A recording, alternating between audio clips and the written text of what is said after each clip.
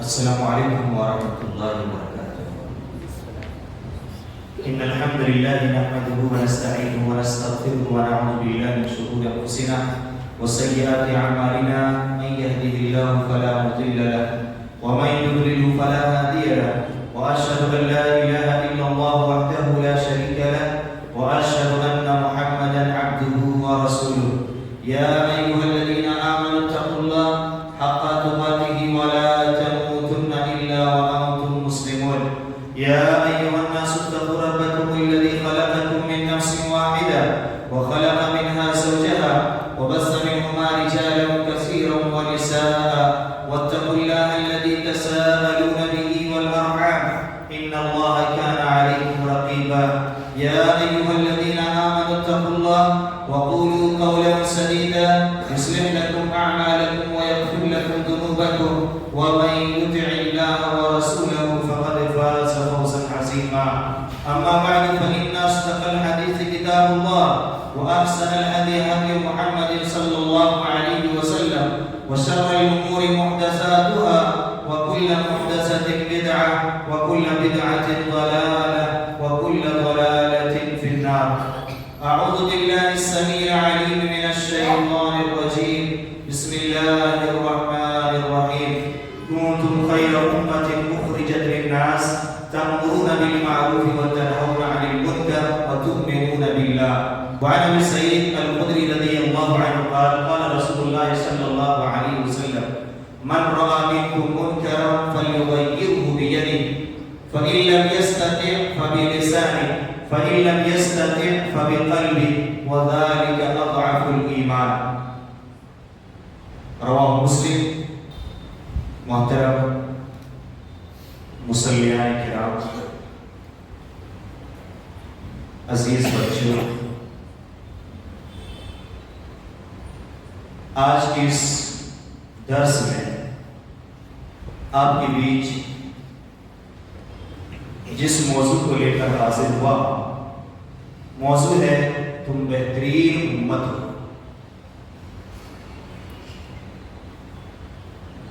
ہر قسم کی تعریف، توصیف، کبریائی، بڑائی اس اللہ وحدہ لا شریک کے لیے لائق و سزاوار ہے، جس نے ہمیں اور آپ کو اس کائنات میں پیدا فرمایا اور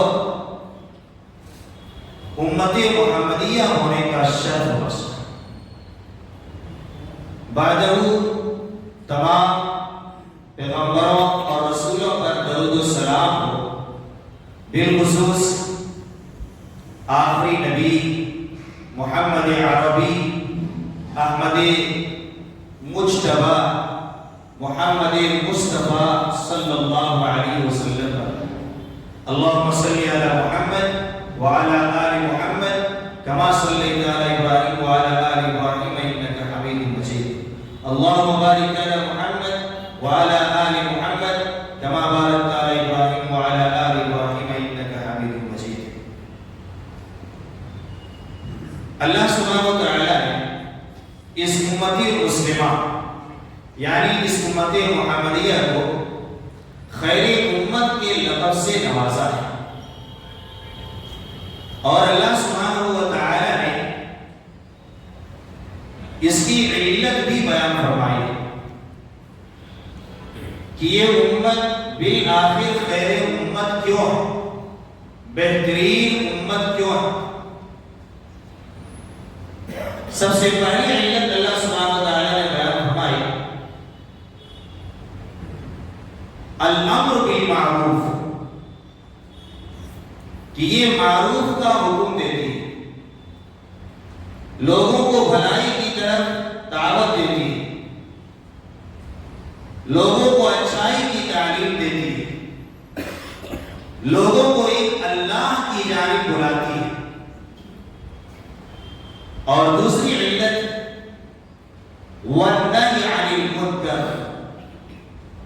لوگوں کو منکرات، فواحشات، سیئات، منہیات، محرمات اور ہر وہ چیز سے روکتی ہے جو رب کو ناراض کر دینے والی، جس چیز چیز میں رب کی نافرمانی جھلکتی ہو ان تمام چیزوں سے یہ امت روکتی. اور تیسری علت یہ امت اللہ رب العالمین پر ایمان رکھتی ہے. تو گویا یہ تین وصف اگر اس امت کے ساتھ برابر متصف رہتی ہے، اس امت کے ساتھ جڑی رہتی ہے، یا یہ امت ان تین امتیازی اوصاف کے ساتھ متصف رہتی ہے، تو یقیناً یہ امت خیر امت ہے. اللہ تعالیٰ نے فرمایا کنتم خیر امت اخرجت للناس، تم بہترین امت اخرجت للناس جو لوگوں کے لیے نکالی گئی. قوم کی اصلاح کے لیے تم بھیجے گئے ہو، قوم کی نظر اور ان کے فکر کی اصلاح کے لیے تمہیں نکالی گئی. تم لوگوں میں دعوت و تبلیغ کے لیے بھیجے گئے. کنتم خیر امت اخرجت للناس. اس سے پتہ چلتا ہے کہ ہمارا مقصد صرف ہماری حیات تک نہیں ہونا چاہیے، ہمارا مقصد صرف اپنے نفس تک محدود نہیں ہونا چاہیے. ہمارے مقصد کا دائرہ اللہ نے بہت وسیع رکھا ہے. اخرجت للناس، تم لوگوں کے لیے نکالی گئی، لوگوں میں خیر و بھلائی کو عام کرنے کے لیے نکالی گئی، لوگوں کو اللہ تعالیٰ کی طرف بلانے کے لیے نکالی گئی. کنتم خیر امت اخرجت للناس تأمرون بالمعروف، تم معروف کا حکم دیتی ہو اور منہیات سے روکتی ہو، برائیوں سے روکتی ہو، اور اللہ رب العالمین پر ایمان رکھتی ہو. یہ ہے یہ امت محمدیہ جس کے خیر امت ہونے کی یہ علت ہے. بصورت دیگر اگر یہ وصف ہمارے اندر نہ ہو، ہم اور آپ اپنی امتیازی شان کو بھلا دیں، امتیازی خصوصیات کو فراموش کر دیں، تو ہم اور آپ خیر امت کہلانے کے حق نہیں رہے، شر امت ہو جائیں. کیونکہ آپ جانتے ہیں اس امت محمدیہ سے قبل اللہ سبحانہ وتعالیٰ نے اولاد یعقوب کو، بنی اسرائیل کو سارے جہانوں پر فضیلت عطا کی تھی. انہیں ایک عزت اللہ سبحانہ وتعالیٰ نے عطا کیا تھا، انہیں ایک شرف اللہ رب العالمین نے عطا کیا تھا. یا بنی اسرائیل اذکروا نعمتی التي انعمت علیکم وانی فضلتکم علی العالمین. اے اولاد یعقوب، یاد کرو ان نعمتوں کو جو میں نے تمہارے اوپر کی ہے، علی آبائکم، تمہارے آبا و اجداد کے اوپر رہی. یہ وہ قوم گزری ہے بنی اسرائیل کہ جن پر اللہ سبحانہ وتعالیٰ نے کئی انعامات کی. ان میں انبیاء کو بھیجا، رسولوں کو بھیجا، سب سے زیادہ انبیاء علیہ السلام ان میں مبعوث کیے گئے.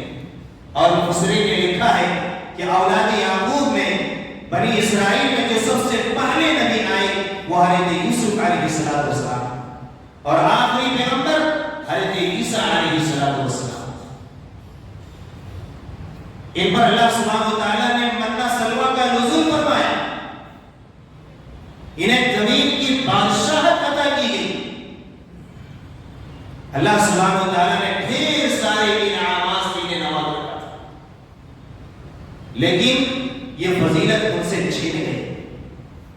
یہ فضیلت باقی نہیں رہی. کیوں نہیں باقی رہی؟ چونکہ انہوں نے ہر وہ جرم کا ارتکاب کیا جو نہیں کرنا چاہتے. بڑے بڑے جرائم کا انہوں نے ارتکاب کیا.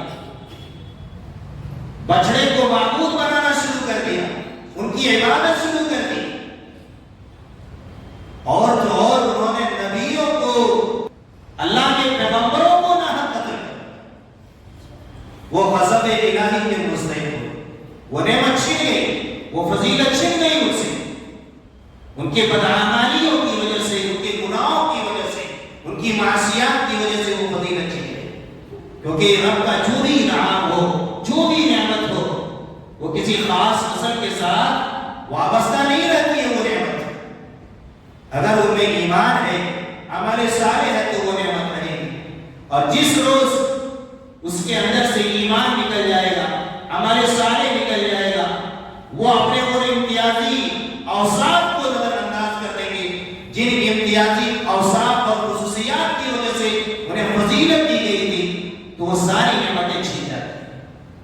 وَضُرِبَتْ عَلَيْهِمُ الذِّلَّةُ وَالْمَسْكَنَةُ، اللہ تعالیٰ نے اس کے اوپر ذلت اور مسکنت مسلط کر دی،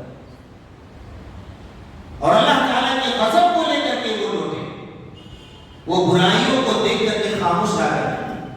ایک کمی کیا تھی؟ اس کی نگاہوں کے سامنے برائیاں ہوتی، ان کی نگاہوں کے سامنے فواحشات کا ارتکاب ہوتا، لیکن دیکھ کر کے وہ خاموش تھا۔ اور یہ بہت بڑا جرم ہے۔ اگر ہماری نگاہوں کے سامنے کوئی گناہ کا کام ہو، کوئی معصیت والا عمل ہو، کوئی جرم کیا جائے اور ہماری نگاہیں دیکھ کر کے بند ہو جائے، ہماری زبان نہ کھلے اس میں، ان کی اصلاح کے لیے ہمارے دل میں جذبہ پیدا نہ ہو، ایک تڑپ نہ جاگے، یہ بہت بڑا جرم ہے۔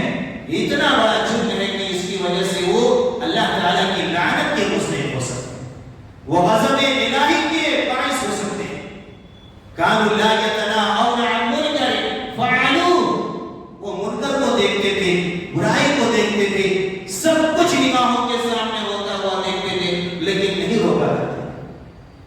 سورۃ المائدہ کی آیت کریمہ آیت نمبر 79 کہ وہ برائی کو دیکھ کر کے خاموش رہا، اور اللہ تعالیٰ سے جو جو انہوں نے عہد کیا ان تمام عہد و پیمان کو انہوں نے فراموش کر بھلا دیا۔ عہد کیا تھا؟ کئی ایک عہد تھے۔ اللہ سبحانہ وتعالیٰ نے سورۃ المائدہ آیت نمبر 12 میں ان عہد و پیمان کو بیان فرمایا۔ اللہ تعالیٰ نے فرمایا لَئِنْ أَقَمْتُ الصَّلَاةَ، اے اولاد یعقوب، اے بنی اسرائیل، اگر تم نماز قائم کرو گے، اگر تم زکوٰۃ ادا کرو گے، اگر تم رسولوں پر ایمان لاؤ گے، بالخصوص آخری پیغمبر پر ایمان لاؤ گے، کیونکہ آخری پیغمبر کو وہ جانتے تھے، پہچانتے تھے، ان کی اوصاف کو اپنی کتابوں میں وہ پڑھتے تھے، یعرفونہ کما یعرفون ابناءہم، وہ ہمارے نبی کو، آخری پیغمبر کو ایسے پہچانا کرتے تھے جیسے وہ اپنے بیٹوں کو پہچانتے تھے۔ پہچاننے میں کوئی دقت نہیں، اسی لیے ان سے کہا گیا کہ تم انکار کرنے والوں میں سب سے پہلا انکار کرنے والا نہ بنو۔ کفار مشرکین نے تو آپ کی تکذیب کی، لیکن پہلے سے آپ کے بارے میں اس کے پاس علم نہیں تھا، لیکن تم اہل کتاب ہو، تم اہل علم ہو، تمہارے پاس کتاب ہے، تورات ہے، جس میں تمہارے لیے ساری چیزیں واضح ہیں، تمہارے لیے حق اور باطل کے درمیان فرق کرنے کے لیے کوئی دشواری نہیں ہے، تمہارے پاس سب چیز موجود ہے۔ کہا نماز قائم کرو، زکوٰۃ ادا کرو، اور رسولوں پر ایمان لاؤ، بالخصوص آخری پیغمبر پر ایمان لاؤ، ان کی مدد کرو، اور اللہ کو قرض حسنہ لَأُكَفِّرَنَّ عَنْهُمْ سَيِّئَاتِكُمْ، ہم تمہارے گناہوں کو مٹا دیں گے، وَلَأُدْخِلَنَّكُمْ جَنَّاتٍ تَجْرِي مِن تَحْتِهَا الْأَنْهَارُ، اور ہم تمہیں جنت میں داخل کریں گے، ایسی جنت میں جس کے نیچے نہریں بہتی ہیں۔ لیکن جو اس کے بعد بھی تم میں سے کفر کرے گا، وہ راہ حق سے دور ہو جائے گا، کافی دور ہو جائے گا۔ تو یہ سارے عہد تھے، لیکن ان تمام عہدوں کو بنی اسرائیل نے فراموش کر دیا، جس کی وجہ سے وہ فضیلت ان سے چھن گئی جو فضیلت انہیں عطا کی گئی تھی۔ تو ہم اور آپ خیر امت میں داخل ہیں، اور خیر امت اسی وقت کہلا سکتے ہیں جب ہمارے اندر وہ 3 اوصاف موجود ہو، جن اوصاف کی بنیاد پر اسے خیر امت کا لقب دیا گیا ہے۔ یہ امر بالمعروف اور نہی عن المنکر بڑا عظیم فریضہ ہے، اور ایک عظیم نیکی کی راہ بھی ہے۔ آپ کی کوشش سے، آپ کی محنت سے، آپ کے توڑ دھوپ سے، آپ کی تبلیغ سے، آپ کے وعظ سے، آپ کی نصیحت سے اگر ایک انسان بھی کامیاب ہو جاتا ہے، صراط مستقیم پر گامزن ہو جاتا ہے، اسے ہدایت کی راہ مل جاتی ہے، آپ تو اس دنیا سے چلے جائیں گے، لیکن جب تک وہ صراط مستقیم پر قائم رہے گا، احکامات الہیہ پر عمل کرتا رہے گا، آپ کو اس کا اجر اور ثواب ملتا ہے۔ یہ اتنا بڑا عظیم فریضہ ہے۔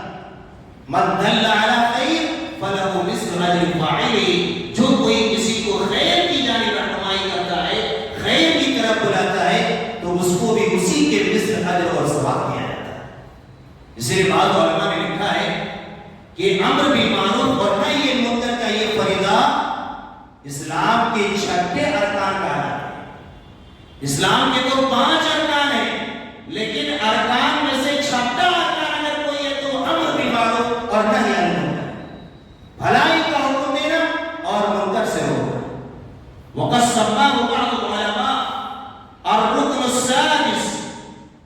من ارکان الاسلام، رکن اسلام کا چھٹا نام اسے دیا ہے.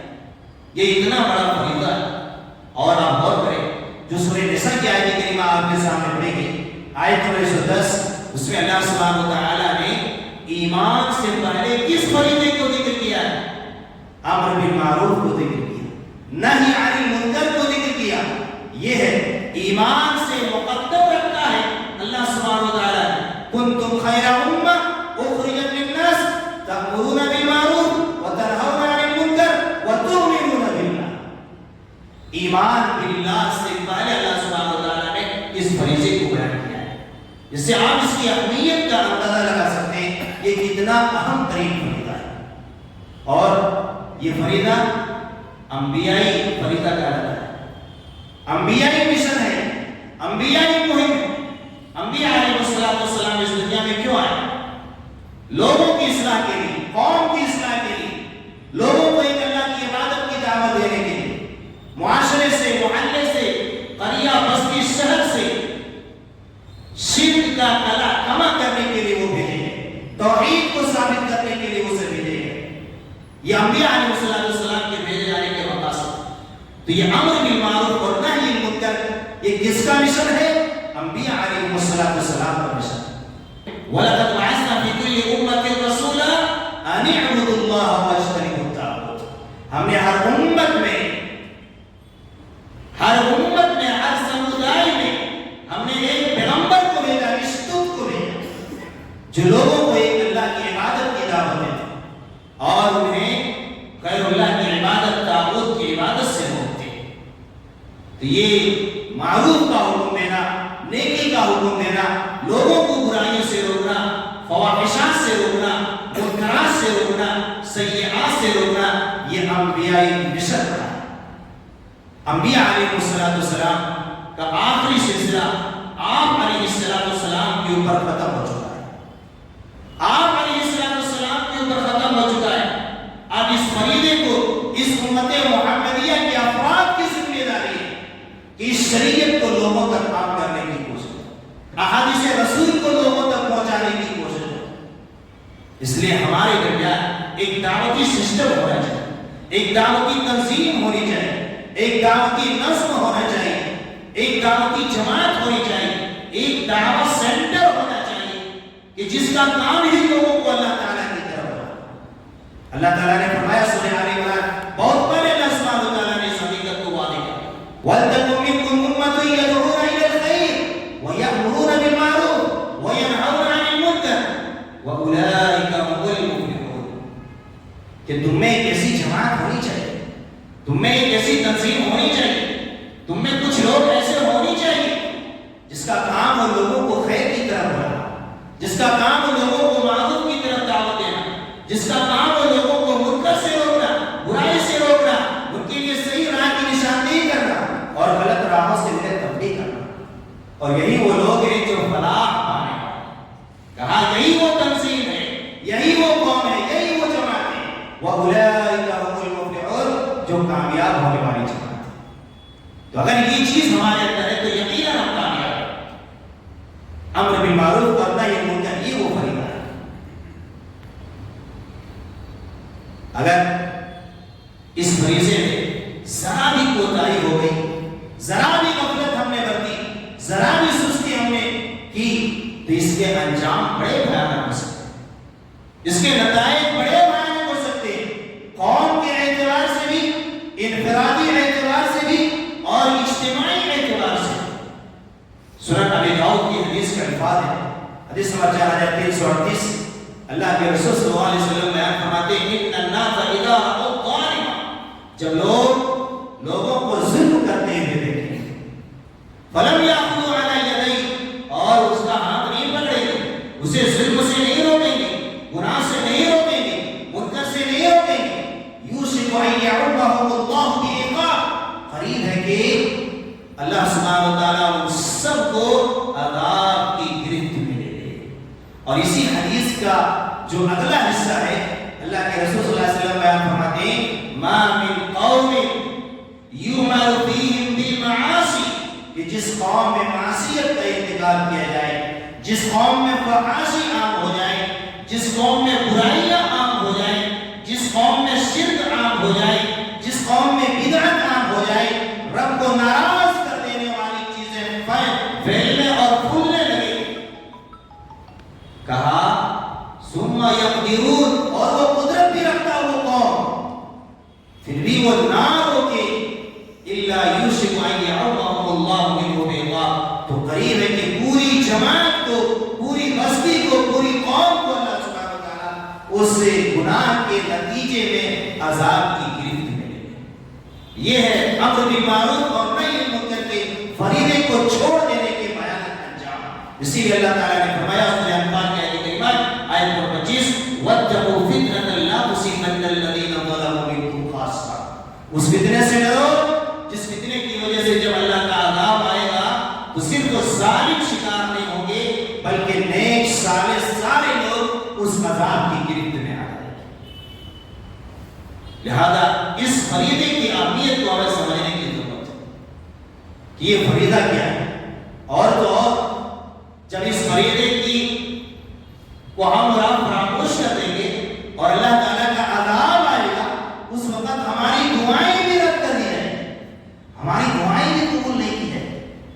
سنن ابن ماجہ کی حدیث کے الفاظ حدیث 404 راویہ حدیث ام عائشہ صدیقہ رضی اللہ تعالی عنہا وہ بیان کرتی ہیں مروا بالمعروف وانہوا عن المنکر، لوگوں بھلائی کا حکم دو اور منکر سے روکو، قبل ان تدعوا فلا یستجاب لکم، قبل اس کے لیے وہ وقت آئے تم دعائیں کرو گے لیکن تمہاری دعائیں قبول نہیں کی جائیں، تمہاری دعائیں نہیں سنی جائیں گی، تمہاری فریاد رسی نہیں کی جائے گی، تمہاری پکار نہیں سنا جائے گا۔ اور اس امر بالمعروف اور نہی عن المنکر کی راہ میں ہمیں ایک چیز کو خاص خیال رکھنا ہے، وہ چیز یہ کہ حق بیانی میں کسی ملامت کرنے والے کی ملامت کی ہمیں پرواہ نہیں کرنی۔ جب آپ اس فریضے کو لے کر کے اٹھیں گے، آپ کی شخصیت کو لوگ نشانہ بنائیں گے، آپ کی ذات کو موضوع گفتگو بنائیں گے۔ جب آپ صلی اللہ علیہ وسلم نے دعوت توحید کا آغاز کیا، کل تک جو آپ کو صادق کہتے تھے، امین کہتے تھے، آپ کی باتوں پر لبیک کہا کرتے تھے، آپ کے آنے سے پہلے فیصلے تسلیم کر لیا کرتے تھے، لیکن جب آپ نے توحید کی دعوت دی، لوگوں نے آپ کو جادوگر کہا، لوگوں نے آپ کو دیوانہ کہا، لوگوں نے آپ کو مجنون کہا، آپ کی شخصیت کو اچھالا۔ اس لیے جب اس میدان میں اتریں گے تو اپنی شخصیت کو بھول کر کے اتریں گے، کیونکہ ملامت کرنے والوں کی ملامت کی آپ کو پرواہ نہیں کرنی ہو، اور حق بیانی میں کسی انسان کا خوف بھی بیچ میں آڑ نہیں آنا چاہیے۔ آپ حکمت کے ساتھ، مواعظ حسنہ کے ساتھ، قول معروف کے ساتھ لوگوں میں دعوت و تبلیغ کا کام کرتے ہیں، اور وہ کیا تعنا دیتے ہیں، آپ کی شخصیت کو کیا وہ اچھالتے ہیں، اس کو کرنے دیجیے، اس کو کرنے دیجیے، کیونکہ نادانوں نے آخری پیغمبر کو بھی نہیں بخشا، اس کے لیے بھی ناروا القابات استعمال کیے۔ تو آپ اپنی شخصیت کو بھول کر کے اس میدان میں اترنے کی کوشش کریں، اور حق بیانی میں کسی انسان کی مقام ڈر اور خوف یہ آڑ نہیں ہونا چاہیے۔ آپ دیکھیں اللہ تعالیٰ نے موسیٰ علیہ السلام کو کس کے پاس بھیجا؟ وقت کے ظالم کے پاس بھیجا، وقت کے فرعون کے پاس بھیجا، اور کہا جاؤ فقولا لہ قولا لینا لعلہ یتذکر او یخشی، جاؤ دعوت دو انہیں، دعوت حق دو انہیں، معروف کلام کے ساتھ، معروف کلام کے ساتھ، دلائل کی روشنی میں، کتاب اللہ اور سنت رسول کی روشنی میں، نرم آواز میں انہیں دعوت دو، شاید کہ وہ ڈر جائے، شاید کہ وہ نصیحت پکڑے، تو ہمیں دعوت دینی۔ سنن ابن ماجہ کی حدیث ہے، حدیث نمبر 407 راوی حدیث رہتے وہ سعید الخدری رضی اللہ عنہ وہ بیان کرتے ہیں کہ اللہ کے رسول صلی اللہ علیہ وسلم نے ایک مرتبہ ہمارے بیچ خطبہ ارشاد فرمایا، اور خطبے کے دوران آپ نے ایک بات بیان فرمائی، وہ بات کیا تھی؟ الا لا یمنعن رجلا حیبۃ الناس ان یقول بحق اذا عملہ، کہ جب تم کسی چیز کو جانو کہ یہ حق ہے تو اسے بیان کرنے میں مجھے روز آنے. راوی حدیث حضرت ابو سعید رضی اللہ عنہ کہتے ہیں فبقى ابو سعید الخدری رضی اللہ عنہ. ابو سعید الخدری رضی اللہ تعالیٰ عنہ رو پڑے. جب آپ نے یہ حدیث بیان فرمائی تو راوی حدیث رو پڑے اور کہے قد واللہ لقد رأینا اشیاء فحبنا. ہم نے کئی ایسی چیزیں دیکھی لوگوں نے جو خلاف شرع جو شریعت سے ہٹ کر تھی, لیکن لوگوں کے ڈر کے ہم شکار ہو گئے, ہم بول نہیں پائے. اور اللہ کے رسول فرما رہے ہیں کہ لوگوں کا ڈر مجھے حق بیانے سے نہ روکے. اور بکر صاحب آئے تھے وہ سید خدری رضی اللہ تعالیٰ عنہ بولتے کہ میں نے معاشرے میں کئی برائیاں دیکھی جو نہیں دیکھنی چاہیے یا معاشرے میں وہ چیزیں نہیں پائی جانی چاہیے, لیکن لوگوں کے ڈر کی وجہ سے ہم نہیں بول پائے, ان کی اصلاح نہیں کر پائے. حضرت ابو ایوب الانصاری رضی اللہ تعالیٰ کیا جرأت کیا ہمت وقت کے حاکم حضرت عقبہ بن عامر رضی اللہ تعالیٰ عنہ سے کیا کہتے ہیں. کہیں کی درس حدیث میں شاید یہ حدیث آپ کے سامنے پڑھی ہے, سنن ابی داؤد کی حدیث نمبر 418 کہ ایک داعی کے اندر کیا اللہ تعالیٰ جرأت پیدا فرماتا ہے. اس حدیث سے ہمیں سبق ملتا ہے. حضرت مرثد بن عبداللہ بیان کرتے ہیں کہ حضرت ابو ایوب الانصاری رضی اللہ تعالیٰ عنہ مصر گئے, وہاں کے غازی بن کر گئے, مجاہد بن کر گئے. مصر کے حاکم ان دنوں کون تھے؟ حضرت عقبہ بن عامر رضی اللہ تعالیٰ. فآخر المغرب, مغرب کی نماز کو انہوں نے مؤخر دیر کر دی.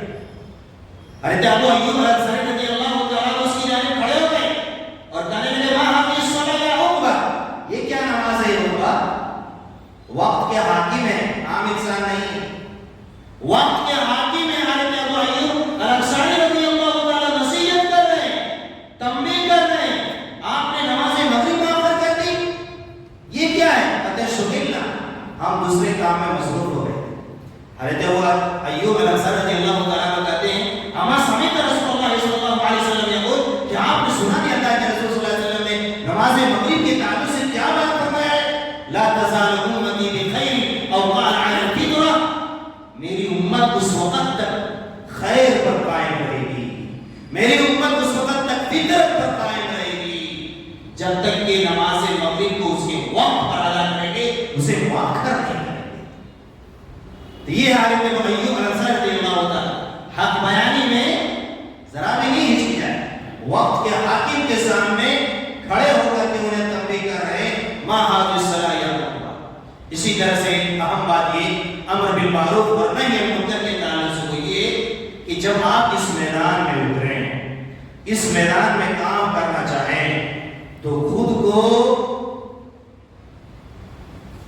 سب سے پہلے اصلاح کرنے کی کوشش کریں. آپ جو دعوت دے رہے ہیں وہ دعوت آپ کے اندر پائی جانی چاہیے. آپ جس خیر کی طرف لوگوں کو بلا رہے ہیں وہ خیر آپ کے اندر ہو, اور جس شر سے آپ روک رہے ہیں اس شر سے آپ پائیں. کیونکہ آئینہ صرف دوسروں کو نہیں دکھایا جاتا ہے, آئینہ کبھی اپنے سامنے دکھایا جاتا ہے. خود کو آئینے کے سامنے بھی کبھی کھڑا کرنا. وَأْمُرْ أَهْلَكَ بِالصَّلَاةِ وَاصْطَبِرْ عَلَيْهَا, اپنے اہل و عیال کو نماز کا حکم دو اور خود بھی اس پر قائم. آج ہمارے بچے نماز سے دور ہیں, دین سے دور ہیں. بڑی وجہ کیا ہے؟ گارجین دین سے دور ہے, والدین دین سے دور ہے. اگر آپ نماز کے لیے مسجد میں آتے ہیں, آپ کے لڑکے جوان ہیں تو آپ اسے بھی مسجد میں لانے کی کوشش کریں. آپ کے پاس بچے ہیں وہ بلوغت کی عمر کو پہنچ گئے, اس کے اوپر شریعت لاگو ہو چکی ہے, آپ اسے مسجد لانے کی کوشش کریں. جب آپ خود نماز پڑھیں گے تو آپ کے بچے نمازی ہوں گے, جب آپ خود نماز سے دور رہیں گے تو آپ کے بچے نماز سے دور رہیں گے. اسی لیے اللہ تعالیٰ نے فرمایا وَأْمُرْ أَهْلَكَ بِالصَّلَاةِ, اپنے اہل و عیال کو نماز کا حکم دو, وَاصْطَبِرْ عَلَيْهَا, اور خود بھی اس پر قائم رہو. قُوا أَنفُسَكُمْ وَأَهْلِيكُمْ نَارًا, اپنے آپ کو جہنم کی آگ سے بچاؤ اور اپنے اہل و عیال کو بھی جہنم کی آگ سے بچاؤ. تو دعوت کے میدان میں یہ مؤثر ہتھیار ہے عوام کے سامنے یا سامعین کے سامنے اپنی دعوت کو رکھنے کا, کہ ہم اس کے سامنے جب جائیں تو ہمارے اندر وہ چیز پائی جانی چاہیے. ایسا نہیں کہ ہم لوگوں کو تو داڑھی رکھنے کی تعلیم دیں لیکن خود ہی ہمارا چہرہ سنت رسول سے خالی ہو. ایسا نہیں ہونا چاہیے. آپ سنت رسول کو اپنے داڑھی میں سجائیے. دیکھیے عوام آپ کو دیکھ کر سجائیں. بہت ساری والدہ ایسی ہوتی ہے یا دادی نانی ایسی ہوتی ہے جو اپنے بچوں کے چہرے میں داڑھی دیکھ کر کے اسے آر دلاتی ہے. ارے تجھ سے کون لڑکی شادی کرے گی؟ یہ داڑھی ابھی سے رکھنا شروع کر دی. تجھ سے کون لڑکی بیاہ کرے گی؟ ابھی سے داڑھی چہرے میں. ایسا بات نہیں ہونی چاہیے. یہ سنت رسول کا مذاق ہے. یہ سنت رسول کا مذاق ہے. آپ کی داڑھی مبارک اس قدر بھی جب قرات کرتے تو آپ کی داڑھی مبارک جنبش کرتی ہے، حرکت کرتی. آپ کی داڑھی لمبی تھی. یہ سنت رسول. آپ نے فرمایا داڑھی کو معاف کرو، داڑھی کو معاف کرو اور مونچھوں کو تراشو. تو ایک دائی کے لیے ضروری ہے کہ جب وہ امر بالمعروف اور نہی عن المنکر کے میدان میں اترے تو خود کی اصلاح کر کے اترے. تب جا کر کے اس کی دعوت اثر ہوگی. اسے بتانے کی ضرورت نہیں ہوگی. آپ کو زبان سے کہنے کی ضرورت نہیں پڑے گی. آپ کو دیکھ کر کے آپ کی شخصیت گواہی دے گی کہ یہ سامنے والا ہمیں کیا دعوت دینا چاہتا ہے. جب آپ اس کو اپنے سامنے اس طرح پیش کریں گے تو آپ کی زبان خاموش رہے گی، آپ کی شخصیت بات کرے گی، آپ کا وضع قطع بات کرے گا، آپ کا چہرہ بات کرے گا، آپ کی نگاہیں بات کریں گی. یہ دعوت کے لیے بہت ہی اہم ترین اصول ہے. اللہ تعالیٰ سے دعا ہے یا اللہ ہم سب کو اس فریضے میں کامل طریقے سے اترنے کی توفیق عطا فرما. یا اللہ ہم سب کو امر بالمعروف اور نہی عن المنکر کے فریضے کو تا دم حیات ادائیگی کی توفیق عطا فرما. یا اللہ ہم میں سے جو بیمار ہیں شفاء کاملہ شفاء عاجلہ عطا فرما. یا اللہ ہم سب کا آج کی اس مجلس میں شرکت کرنا تو قبول فرما. آمین. السلام علیکم.